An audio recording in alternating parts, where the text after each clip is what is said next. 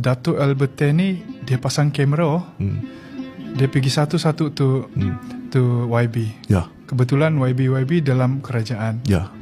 Ini saya rasa dia ada satu rancangan untuk kasih guling ni kerajaan. Bagus ini soalan.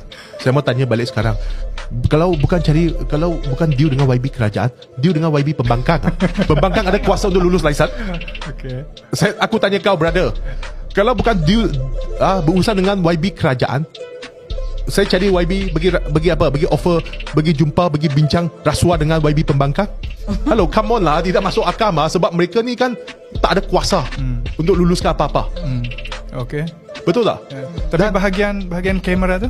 Dan bahagian kamera tu, bayangkan saya pakai kamera rakam, itu pun 2 orang dituduh. Jika tak pakai kamera, siapa mahu peduli aku? Okay. Ini semua cakap ini Albert ni kurang sioman ni. Berdasarkan cakap hearsay, macam mana aku mahu buktikan elemen unsur kes rasuah? Tapi dia macam seolah-olah Datuk Albert sudah rancang awal-awal. Oh, saya mau pergi pura-pura pergi apply, lepas tu saya rakam apa yang diorang Brother, cakap. saya sudah berpuluh kali minta balik wang. Saya sebelum saya buat ni, tengok berita, semak dekat berita. Apa yang saya cakap ni berdasarkan fakta, memang berasas baca berita. Dalam WhatsApp tu berpuluh kali sudah aku minta balik wang. Mereka macam layan aku seperti pengemis bah. Masa ambil wang show. Masa mau pulangkan besok lusa lah, inilah itu apa anak sekolah mau pakai wang lah, anak di luar negara mau pakai wang lah, macam-macam bodoh alasan bagi aku.